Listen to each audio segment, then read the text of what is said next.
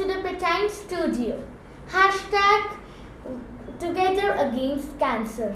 Hashtag Cancer Warriors. On this World's Cancer Day, we have a special guest with us to appraise us about the merits of cancer with its management. I am and I will.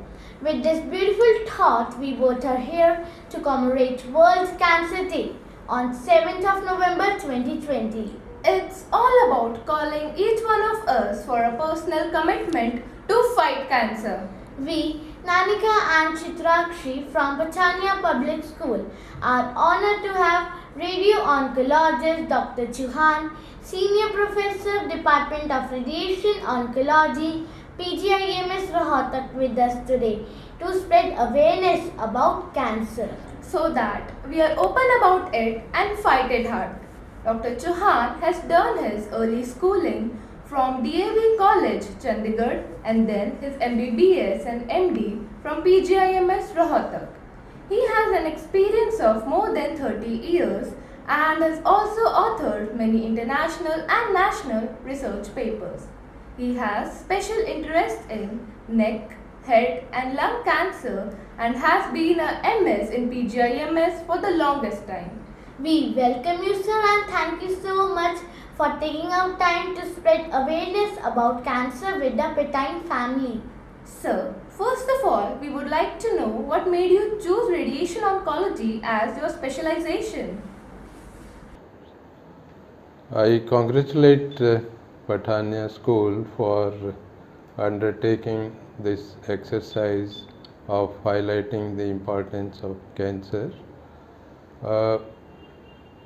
I saw a patient of cancer while I was studying in Chandigarh long back, and I thought why nothing is being done for such a malicious disease. Why is so much suffering that particular man was having, and that excited me and created interest not only in the field of medicine about the specific or particular disease I came to know later on, but my first interest was to become a doctor.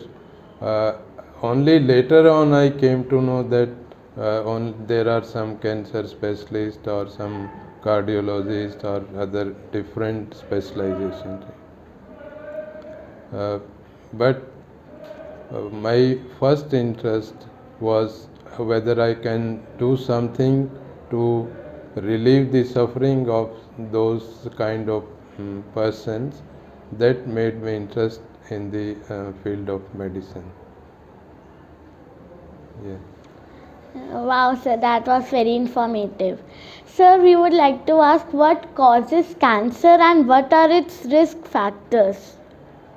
Before we go to the causes of the cancer, I would like to tell you a little bit about the how it develops and how the human body, or in fact the body of the animals is constituted.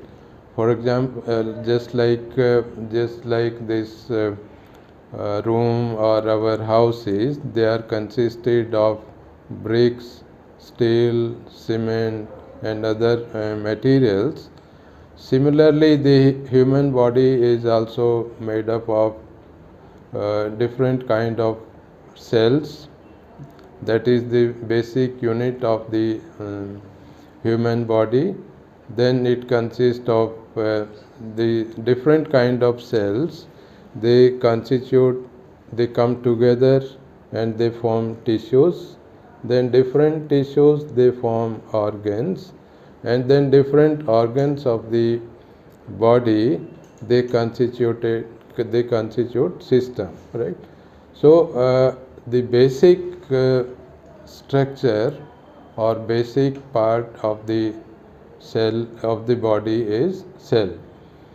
Now cell is also constituted by different constituents which are situated inside the cells, but for maintenance of the health of the body, cells need to divide, they need to multiply in order to maintain the health of the body.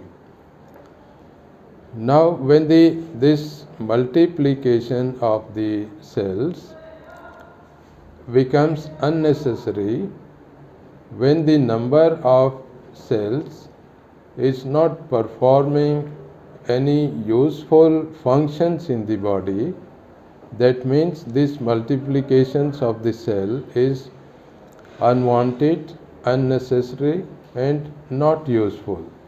That constitute cancer. Now the second question is, what causes cancer? I must tell you that exact one cause of cancer is still not known. Although lot of research activities are going on and many research inputs have been there, but still the exact one cause is still not known. But what is known is that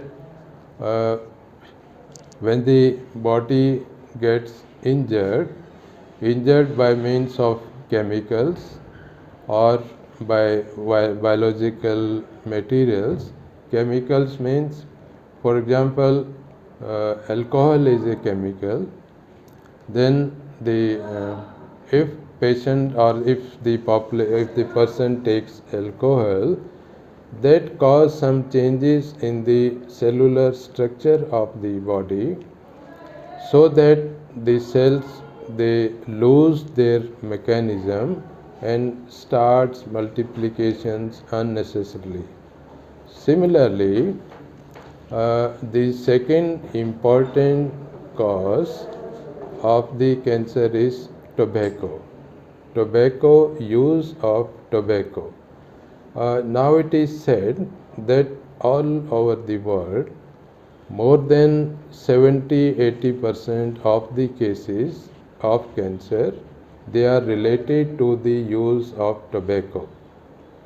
Tobacco use may be in form of smoke or in form of smoke like bidi, hookah, cigarette, and it is also chewed in some part of the country, and it is also used as snuff. So it may be in any form. The use of tobacco may be in any form that causes cancer, because once it goes inside the body, it causes mutations in the genetic material of the cell, with the result the cells they start multiplying and result into development, initiation, development and the progression of the cancer.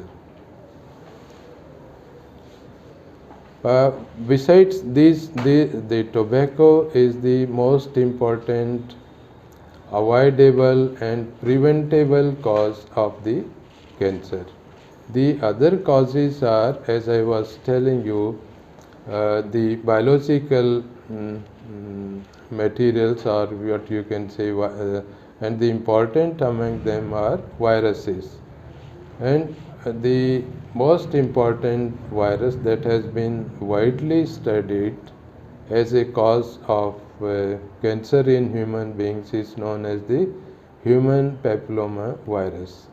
And it has been blamed that human papilloma virus is responsible for the causation of cancer of the head and neck regions. In the head and neck regions, we say the tumor of the tongue, tumor of the cheek, tumor of the windpipe or the food pipe, and lung, right? And so not the lung, but the structures which are situated above the windpipe. So these human papillomaviruses is one of the cause of these head and neck tumors. Another virus which is also blamed is known as the Epstein-Barr virus, and they cause this another kind of blood tumors that is known as the lymphoma. So these are the biological materials which are known to cause cancer. Besides these, then pesticides, use of pesticides, and the exposure to radiations itself. For example, you must have heard that in the Second World War, the Japan was bombarded with atomic bombs, and the effects of that exposure to radiations, they are still continuing. So the effect of radiations, they affect not only one generation, but the bad effects of exposure to radiations, they may continue from one generation to another generation also. So then the certain types of tumors, they are more frequent in women, and certain type of cancer, they are frequently seen in men. For example, head and neck tumors, they are more common in men as compared to women. Cancer of the lung, they are more frequently seen in men as compared to women. But because of the gender, the cancer of the breast and the cancer of the reproductive organs, they are more frequently seen in women as compared to the men. So for example, 99% of the breast cancer are seen in women, but 1% of the cancer, they are seen in men also. So the gender itself prompts you to the development of cancer. Similarly, another example is AIDS. The children, they have in children the blood cancer and cancer of the bone, then cancer of the nervous system, they are more frequently seen in the younger age as compared to the adult age. So age itself is a factor. As such, the cancer is more frequently seen in the elderly population. So these are the more frequently causative factors for the development of cancer. So that was so informative. So, what is your advice to the smokers and tobacco addicts, and can lifestyle too cause cancer? This is you have asked a very important question, because I told you tobacco is responsible for 70-80% of the frequently encountered cancer. Frequently encountered cancers are head and neck cancer, especially in the developing countries, then cancer of the lung. So if a person doesn't smoke, that means his chances of developing cancers are very less. Although it doesn't mean that non-smokers, they don't have this disease. They may have the predilection for development of cancer, but tobacco is preventable, avoidable cause of the cancer. Now it has been seen that one puff of smoke, it contains more than 2000 chemicals, and out of these 40 chemicals, they have definitely been identified as a cause of cancer. So we must, and in fact then the government of India, they have a national cancer control program, and lot of awareness, lot of education programs are being run by the government to prevent the use of tobacco. So we must uh, educate the people to stop the use of tobacco. Similarly, the lifestyle, it has been seen that those who have sedentary lifestyles and obese, they are also more prone to development of cancer. For example, uh, the obese women, they are more prone to develop cancer of the uterus. They are more prone to develop cancer of the breast. So obesity itself, and obesity is a lifestyle disease more or less. So the lifestyle of the person is also somehow related to the development of cancer. Sir, so that is so. Sir, how does heredity factors influence cancer, and is it contagious? Uh, Cancer is not contagious. That means it cannot spread from one person to another, but it can be transmitted from one generation to another next generation. That means it is heritable, inheritance, but not this as such. It is a non-communicable disease. Uh, for example, there are certain tumors, including and the most important, then the classical example is breast cancer in women. If there is a woman who is suffering from breast cancer, then chances of his offsprings of having this development of disease is more than 20 times as compared to the general population. That is why when we ask the history of the patient, so we lay lot of emphasis on the family history, whether there was any case of breast cancer in your family. For example, grandmother means nani, any mausi. If they have this disease, if they have this disease or they had this disease, then the probability of developing the breast cancer is very high as compared to those families where there is no such case. Now, the multiplications of the cells is controlled by the genes in the body.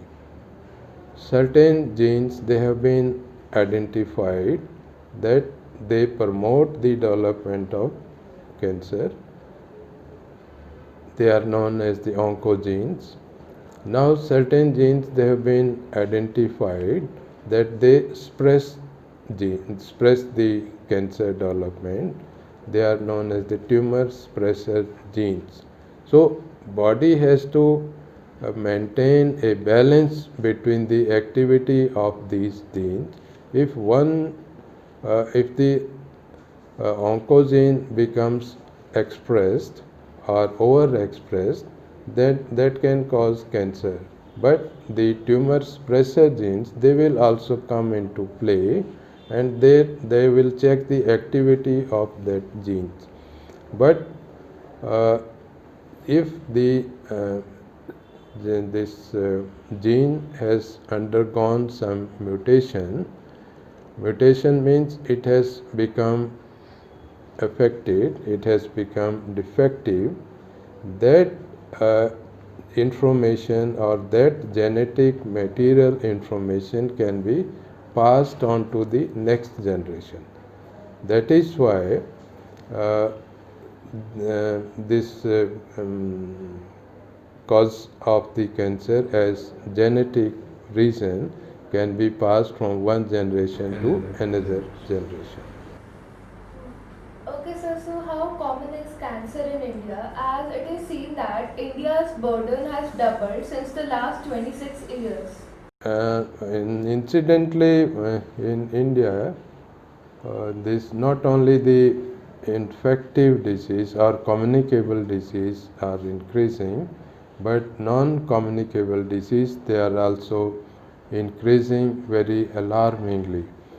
Uh, Non-communicable disease are like diabetes, cancer, hypertension, then this other cardiovascular related disease. They are non-communicable disease, and unfortunately, India is having the increase in both of these disease. Uh, Globally, if we see the data, it shows that around 19 million people, they annually develop this cancerous disease, right? And in India, around 12 lakh people, they develop the cancer every year. So this is known as the incidence of the cancer. So every year, around 12 lakh people, they will be added to the population of the cancerous. Oh, sir. Sir, but we also want to ask that can stress too predispose to cancer? As such, cancer stress has not been found to affect the development of the cancer, right? But reverse is very much true. Once the patient comes to know that he is suffering from cancer, very frequently it has been seen that they also have a stressful life, right? They may have depression and anxiety features, but as such, a lot many research has been done, but it is not stress itself is not directly related to the development of cancer. Okay, sir. So how is cancer diagnosed and what are the warning signals to watch for? Uh, Cancer is known as a chronic disease, right? It does not develop in a day or weeks, right? It is a chronic disease, and it takes maybe months, maybe years together to fully develop. And it definitely gives you some warning signals, right? If you see the word caution, CAUTION, right? Word caution. Uh, C stands for change in any bowel or bladder habit. For example, if a person bowel habit is only once a day, and if there any change, that is an important symptom of the cancer, right? Once a day, twice a day is normal for a person. It varies from person to person, but any change, that is important, right? Then A is CA. If any alteration, if somebody has any mole over the skin, if there any change in the color, right, of if it has undergone some change, that may be an indication of the some cancerous process. Then CAU, U is unusual bleeding in between the periods in women. For example, unusual change means if it has appeared, if it was not there, or if the volume has increased, or the days has undergone some change, that is also indicative of some disease process. maybe cancerous or maybe some other also sometimes. Uh, then CAUT, right? T is if you see any lump or any thickening. T thickening means any lump in the body. Any lump in the body needs to be explored, needs to be examined, especially the lump in the breast is extremely important. Why I am putting stress is because nowadays all over the world, including India, the breast cancer in women is the most common cancer. Earlier, the uterus was the most common cancer in India, but nowadays, for the last 5 to 10 years, it has taken over the uterus, and now it has become the number one cancer. So these are the signs and symptoms which you can. And the last is N. N is nagging cough, right? If patient has persistent cough, not relieved by usual treatment, then that should alert you that it may be it needs to be explored. It needs to be investigated. Oh, so sir, that is so. So what are the different treatment modalities of Yeah, and cancer? what you asked me how to diagnose it, right? Yes, sir. Right? So diagnosis is one, we take the history. History will suggest you whether you are dealing with a communicable disease or non-communicable disease. If something is going on for years or for months, that is likely to be a non-communicable disease or non-infective disease, right? In fact, in this non-cancerous disease, they can be diagnosed one by history, then by laboratory investigations and radiological investigations, right? And the clinical examination. The clinician or the doctor will examine the cancerous site and its characteristic. For example, if there is a ulcer of anywhere in the body, the doctor will examine it. He will examine its site, he will examine its shape, he will examine how it looks like. Then every type of, there are different type of cancer, ulcers or lumps, and depending on its characteristic, he will further explore it. And then with the help of radiological investigations are just like ultrasound, then X-ray, CT scan, MRI, and then nowadays another investigations is known as the PET scan or bone scan. These tests are done to further explore it. And different type of, for example, if there is a case of lung cancer, then on CT scan or MRI, we will see a picture where you can, or where the radiologist can definitely say whether you are dealing with a infective pathology or a cancerous disease. Then these are suggestive diagnosis. Then comes the role of pathologist. Pathologist, the sample is collected either from the blood or from the tissue, either with the help of needle, which is known as the needle aspiration cytology, or a tissue is collected, right?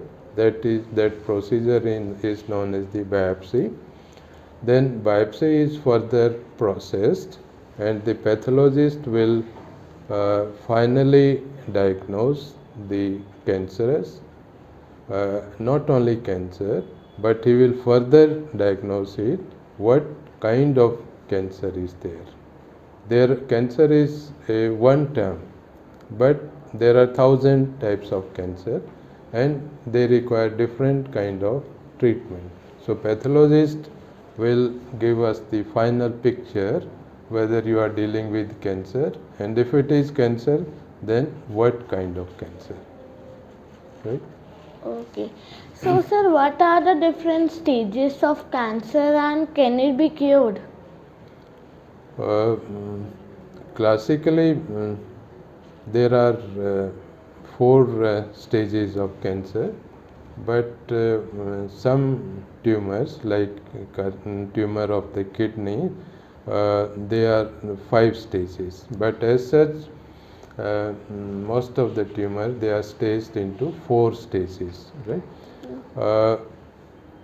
The stage 1, if patient is detected in stage 1, then there are more than 90% chance that he can be cured. For example, as I was telling you, in India, in women, the uterus is the commonest cancer. Uterus, there are different parts of the uterus, and the neck of the uterus is known as the cervix, right? Cervical cancer was the commonest cancer, and if it is detected in stage 1, then it can be cured to the extent of 98% with the available treatment, right? But as the stage progresses, the chances of cure, they goes on diminishing. Stage 3 and stage 4, they are not curable. They are treatable, but they are not curable. Curable means we cannot eradicate the disease from the body, but we can minimize the suffering of the patient. We can relieve the problems of the patient to some extent. Similar is true about the other sides also. For example, the larynx, the voice box, it can be cured in stage 1 to the extent of 90%. But if the patient is in stage 4, they are not curable by the available mechanisms available so far. Yeah. Okay, so what are the different treatment modalities and what is the latest technology in treating it? And has it changed from your student years? Definitely, a lot of technological development is going on, but basically, the modalities which are available for the treatment of cancer are surgery, then radiation therapy, and chemotherapy, right? So these are the 3 main modalities of cancer treatment. The role of surgeon is that surgeon will remove the gross disease, and this is the most effective and older treatment available since ancient time. Now and then the second modality is radiation, the radiation therapy. Radiation therapy, the radioactive sources like cobalt, radium, iridium, cesium, they are used for the treatment of cancer. For treatment of cancer means they will kill the tumor cells. And then the third is chemotherapy. These are drugs which are specifically meant for the killing of the tumor cells. The role of the surgeon is to remove the gross disease. For example, if there is tumor of the bone or tumor of the skin or any tumor which can be surgically removed, then the surgeon will remove it.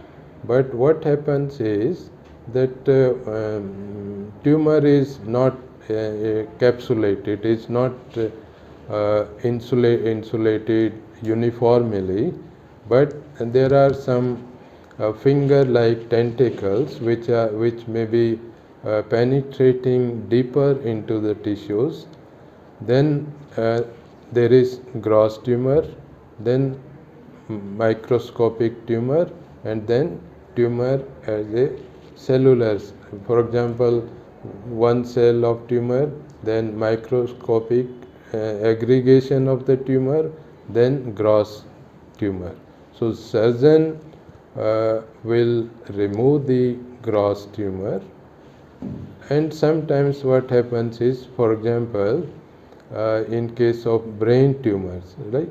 Every tissue of the brain is useful.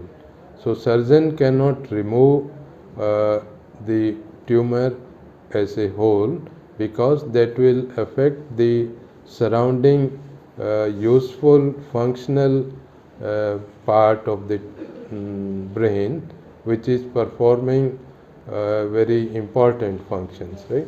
For example, if tumor is situated at site which is controlling the breathing process or respiratory centers or some important other centers, so surgeon cannot remove the tumor completely. So similarly, liver tumor or lung, the surgeon, they are sometimes not able to remove the tumor completely. With the result, some small amount or microscopic tumor is left behind. So those disease can be taken care of by radiation. Radiation, the radiation enters the body from outside and targeted at a specific point, right? Specific point means those site where the surgeon has left the tumor, or surgeon has not been able to approach those sites, and the tumor is still there.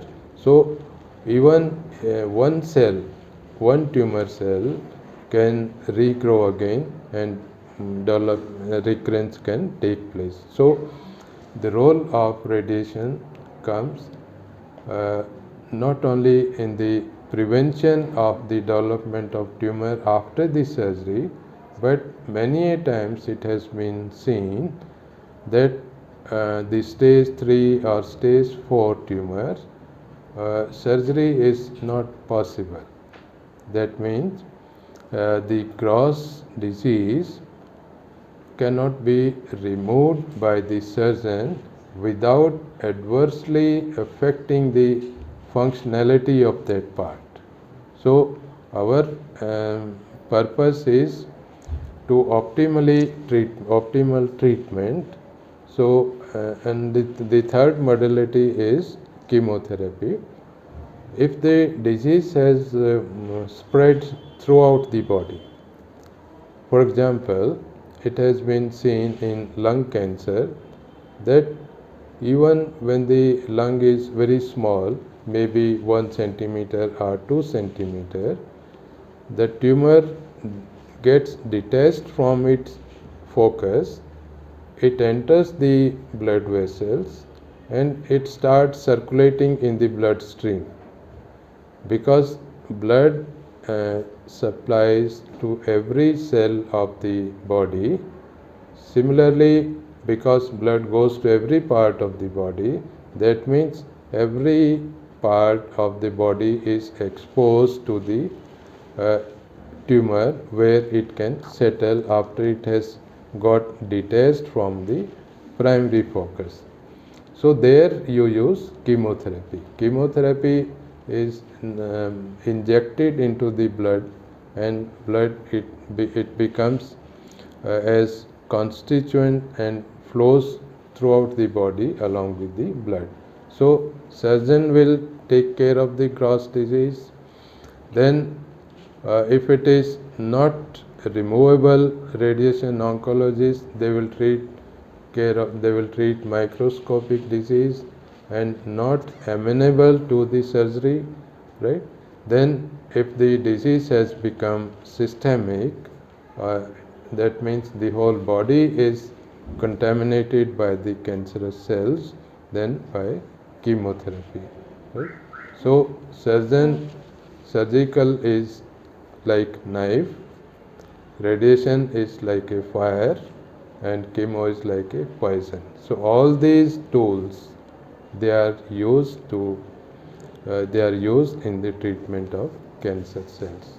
But unfortunately, the natural tendency of the cancerous cell is such that one modality may fail, the second may fail, third may also fail, and ultimately all can be successful, but all can be failure also. Okay, sir. So, how has this department in PGIMS changed? Like, what all machines were not there but now are here for the treatment of cancer? To begin with, the radiation sources, the sources, their power of treatment or the power of penetrating into the body was very low. Then came the cobalt source or cobalt machines. Then came the linear accelerators, and now there are further machines which are known as the cyber knife and proton therapy machines also, right? We have cobalt machines right from the beginning. In fact, this department was established quite early in the history of this institute.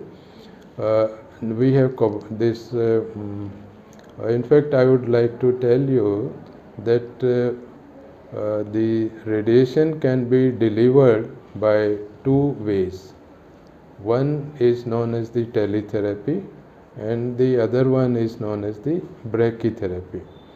Teletherapy means distance, like television, right? Teletherapy. Similarly, in teletherapy, the source of radiation is away from the body. It is not inside the body, but the source of the radiation. For example, we have cobalt source. It is 80 centimeter away from the body. The second modality of treatment is known as the brachytherapy, where the source of radiation is either very close to the body or on the surface of the body or inside the body, right? So we have both these modalities available, and depending on the type of the tumor and the location of the tumor, you have to use these modalities. If, for example, the uterine or uterus cancer, they require treatment of the teletherapy also, and then the radioactive sources they are put inside the uterus also. Similarly, the breast cancer, after the surgery, then it requires both teletherapy and sometimes brachytherapy also. So these sources, these modalities to begin with when the department started were not available, but now these modalities which serve more than 90-95% needs of the patients, they are available, and to the general public they are available free of cost also. Oh. So, sir, what are the side effects of cancer treatment, and is cancer treatment worse than cancer? It depends on the modalities which you have used. For example, if there is cancer of the larynx or the voice box, that can be treated by surgery, that can be treated by radiation therapy also. But if you remove the larynx, then voice is lost, right? Person cannot speak. So that is a big side effect. So that is the side effect of the treatment. Although you can cure the patient, but the side effect of surgical treatment is permanent loss of voice, right? But if you treat the same patient by radiation, you can retain the voice, you can retain the anatomy of the anatomical structure, and retain the voice also. But as such, because surgical treatment will require the physical removal of the part. For example, if there is bone tumor, that means bone tumor of the hand, sometimes the amputation has to be done. That means this limb has to be cut and amputation has to be done. So that is, you are treating the disease, you are treating the patient, you are saving the life of the patient, but the drawback is the functions of the limb is not there. Similarly, depending on the modalities which you have used, for example, if you use radiation therapy, that may cause the changes in the skin. Skin may become dark, skin may become thin, there may be loss of hair, it may become dry, rough. These are the usual side effects. Similarly, when you use chemotherapy, that may affect that may cause loss of hair, and then it may also cause genetic changes, but you have to make a balance. What are the good effects you are going to achieve, and what are the bad effects that you have to accept. There is no treatment without any side effect. You have to weigh the balance. If you can achieve something good with acceptable side effects, then you go for it. Right? Oh. So everyone is waiting for the corona vaccine, but is there a vaccine for cancer too? Yes, it is certainly available, and fortunately for cervical cancer, and it is there in some of the countries. It is part of the universal immunization program. That means in European countries, the young teenage female population, they are immunized against this human papillomavirus. It is routinely used, but so far in developing countries, including in India also, it is not part of the universal immunization program, but certainly not only for this cervical cancer, but for some other type of cancer also, vaccines are available and are being used. Oh, okay, sir. Sir, Cancer OPD was the first to open in this corona pandemic in Haryana. Has government taken up any initiatives for inexpensive treatment for cancer patients, especially in rural areas?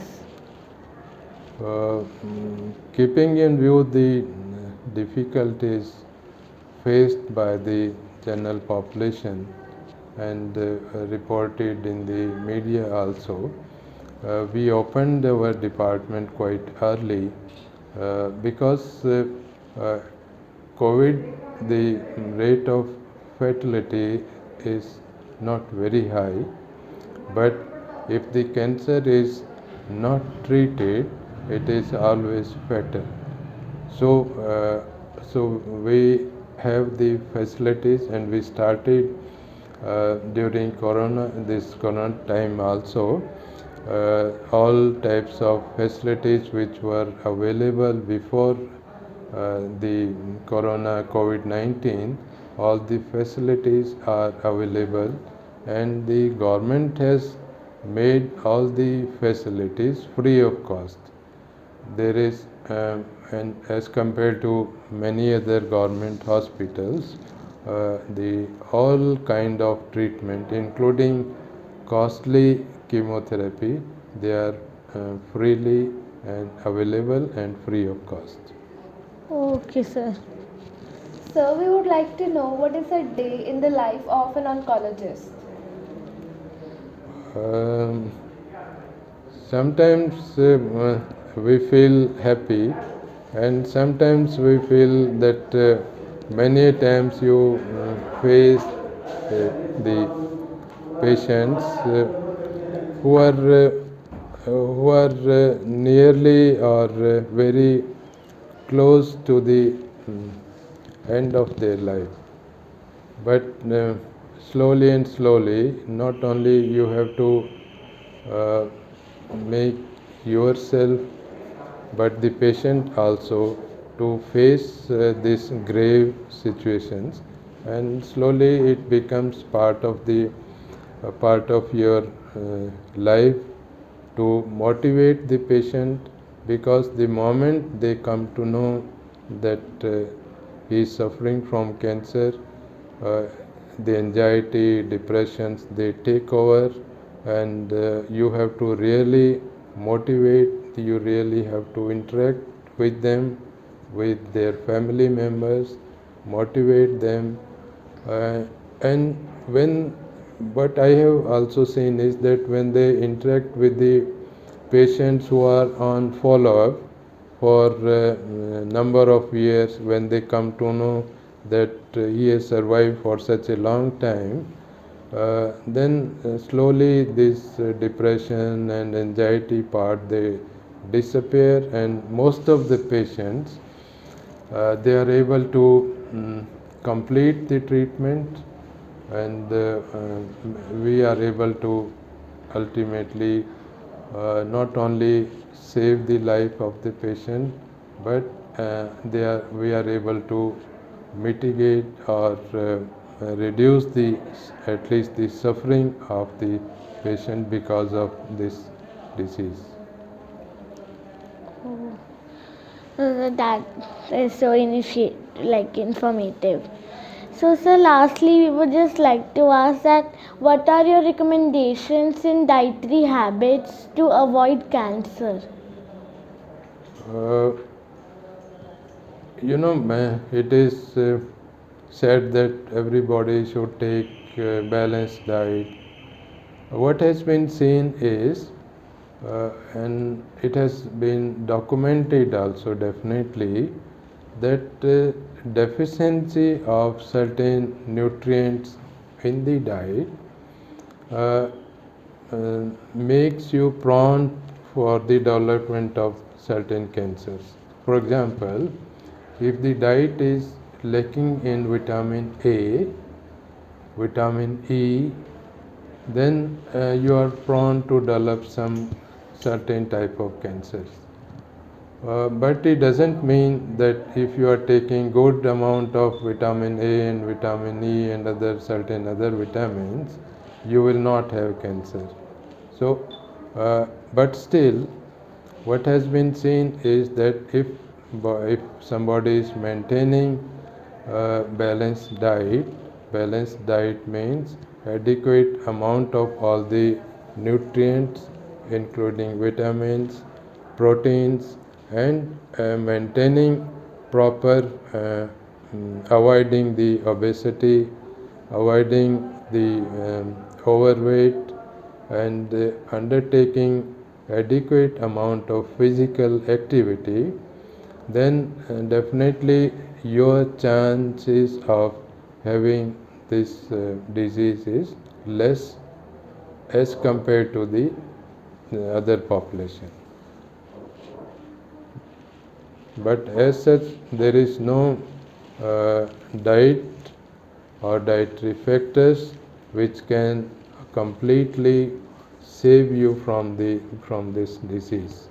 Oh. Yeah.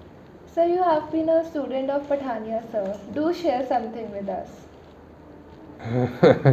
I am happy to share you that during my school days in Chandigarh, he was our fine arts teacher, and he loved me because he said once that you look exactly just like my younger brother. So he had special affection for me, and uh, I was not very good at drawing, but he had great affection, and I am lucky that after shifting to Rohtak, I could see him frequently. Nice to hear that. So we would like you to give a message to the students on particular on this World Cancer Day, 7th November 2020. I would like to say that as we discussed, there are definitely preventable causes of the not only cancer but other diseases also, like tobacco, alcohol, and then good lifestyle which saves you from the lifestyle diseases, because slowly and slowly you can prevent the infective disease, but which may not be entirely in your hand, but your way of living, your lifestyle can definitely save you from many of these diseases. Yes. Thank you so much, sir, for sharing such valuable information with us. And we as children are hopeful that everyone in future will have access to the cancer treatment no matter who he is and where he lives, and make the campaign of I am and I will a success. Fit India, Rise India. And on the behalf of the entire Patine family, we wish you a very safe and healthy Diwali. Thank you, and I am grateful to the Patania school, the school teachers and the students for highlighting this Cancer Day. Thank you so much.